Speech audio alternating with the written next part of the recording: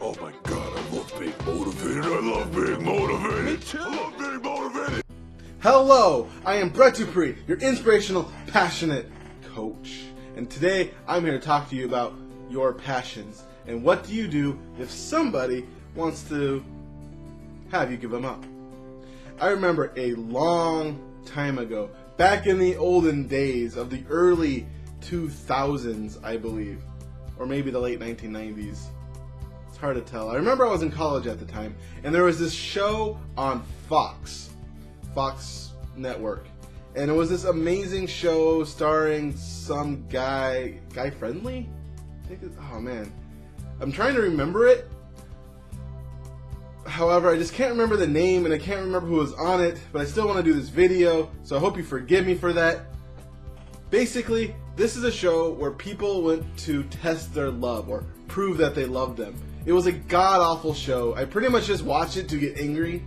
You know how that is? I don't really do that anymore, but back then, I watched shows just to get, this show makes me so mad! And this show made me really angry. Basically, the entire premise of this show was to get people, put people in stupid situations that prove they love them, have wives take lie detector tests if they've cheated on them, do hidden cameras with the boyfriend to have this really attractive woman come up and hit on them and try to get their number.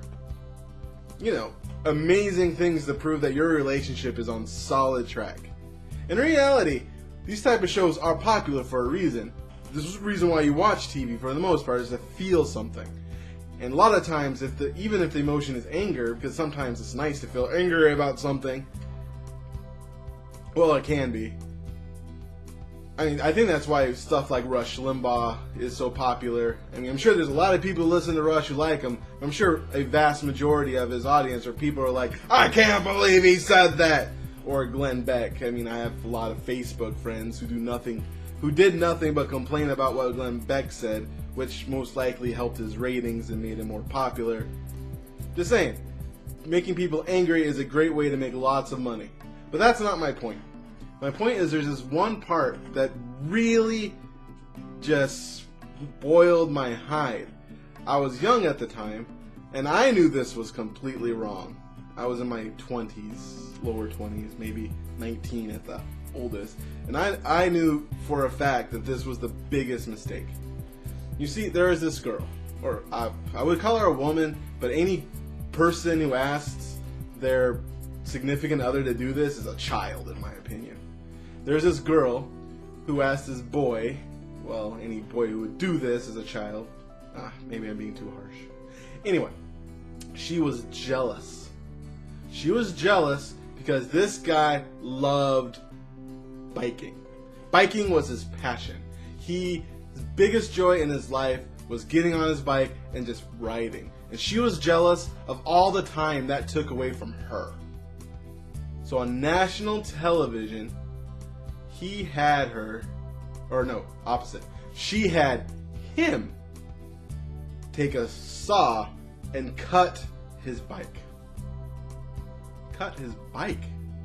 Cut his bike! The thing he loved most in the world, just because it took time from her.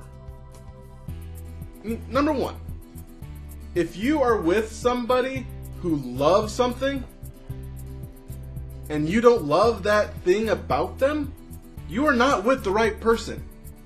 And more importantly, if you are with someone who wants you to give up your joy, who gives up your passion, to take away something you love, something that defines you, something that brings you so much joy, that is definitely the wrong person to be with.